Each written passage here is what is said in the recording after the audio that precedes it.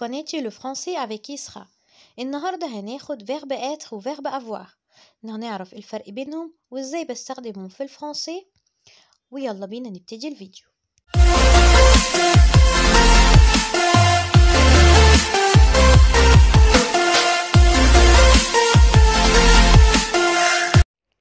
verbe être يعني ايه verbe être؟ يعني verb to be.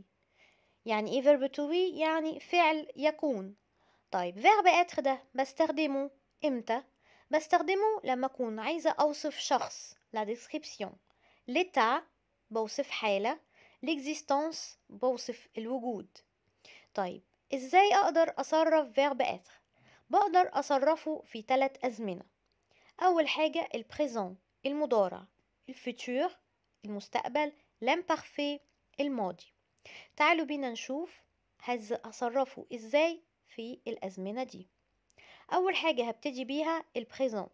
ازاي هصرف verbe être au présent؟ تعالوا بينا نشوف je suis، tu es، il est، elle est. تاني je suis، tu es، il est، elle est. nous sommes، vous êtes، ils sont، elles sont. تاني nous sommes، vous êtes، ils sont، elles sont. طيب تعالوا بينا ناخد exemple على verbe être au présent. أول exemple معايا je suis dans la classe. أنا في الفصل. je suis dans la classe. tu es à l'école. أنت في المدرسة. يعني أنت موجود في المدرسة. tu es à l'école. nous sommes à la maison. نحن في المنزل. nous sommes à la maison. طيب تعالوا بينا نشوف verbe être au futur في المستقبل. ازاي بصرف verbe être au futur؟ يلا بينا. je serai، tu seras، il sera، elle sera. تاني je serai، tu seras، il sera، elle sera. nous serons، vous serez، ils seront، elles seront. nous serons، vous serez، ils seront، elles seront. تعالوا بينا نشوف exemple les verbes être au futur. أول exemple معايا je serai absent pendant 8 jours. يعني أنا هكون غائب خلال 8 أيام. tu seras à la maison demain. سوف تكون في المنزل غدا. tu seras à la maison demain. nous serons en classe après la récréation. سوف نكون في الفصل بعد البريك. طيب elles seront en 3e primaire l'année prochaine. هيكونوا في تالتة ابتدائي السنة الجاية. طيب verbe être à l'imparfait. ازاي اصرف verbe être à l'imparfait؟ تعالوا بينا نشوف ازاي بصرف الفيرب. j'étais، tu étais، il était، elle était. تاني j'étais، tu étais، il était، elle était. يلا نكمل. nous étions، vous étiez، il était، elle était. nous étions، vous étiez، il était، elle était. تعالوا بينا ناخد exemple le verbe être à l'imparfait. وأول exemple معايا هيكون j'étais au club ce matin. كنت في النادي هذا الصباح. j'étais au club ce matin. vous étiez à Paris l'année passée. كنتم في باريس السنة الماضية. vous étiez à Paris l'année passée. Ils étaient au cinéma avec leurs amis. كانوا في السينما مع أصحابهم. وهكذا. طيب تعالوا بينا نشوف verb avoir. يعني إيه verb avoir؟ verb avoir يعني to have، يعني فعل الملكية، حاجة أنا بملكها. طيب بستخدمه في إيه؟ بستخدمه في la possession. يعني إيه la possession؟ يعني الملكية، أي حاجة أنا بملكها بحط فيها verb avoir. طيب verb avoir أقدر أصرفه في 3 أزمنة برضو، في البريزون، في الفوتور، في الامبارفait، زي verb être. طيب تعالوا بينا نشوف verb avoir au présent بصرفه ازاي. يلا بينا. verbe avoir au présent: j'ai, tu as, il a, elle a. تاني: j'ai, tu as, il a, elle a. يلا نكمل. nous avons, vous avez, ils ont, elles ont. تاني: nous avons, vous avez, ils ont, elles ont. طب تعالوا بينا ناخد exemple لverbe avoir au présent عشان نفهم أكتر. أول exemple معايا: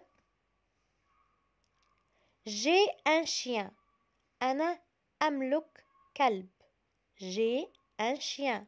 فدي ملكية، فأنا حطيت verbe avoir. نشوف exemple تاني: tu as une maison. أنت تملك منزل. tu as une maison.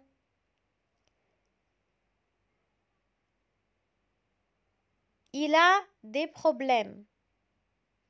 هو يملك مشاكل أو عنده مشاكل، فعشان كده حطيت verbe avoir. elle a 17 ans. عندها 17 سنة، بتملك 17 سنة، فعشان كده حطيت verbe avoir. يلا ناخد exemple تاني: nous avons une nouvelle voiture. نحن نملك سيارة جديدة، بنملكها، حطيت verbe avoir. vous avez une grande maison. عندكم بيت كبير. vous avez une grande maison.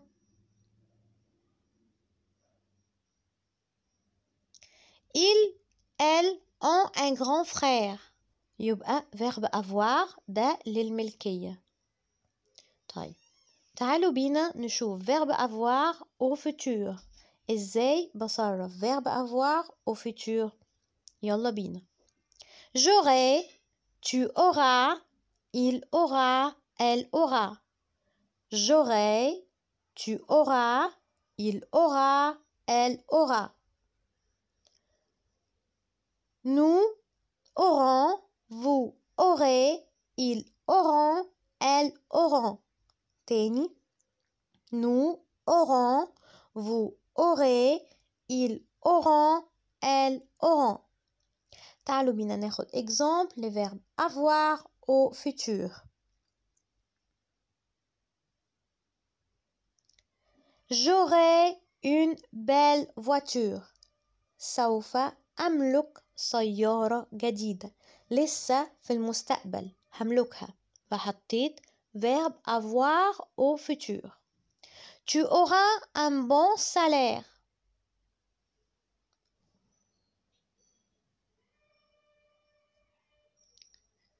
nous aurons un nouveau travail.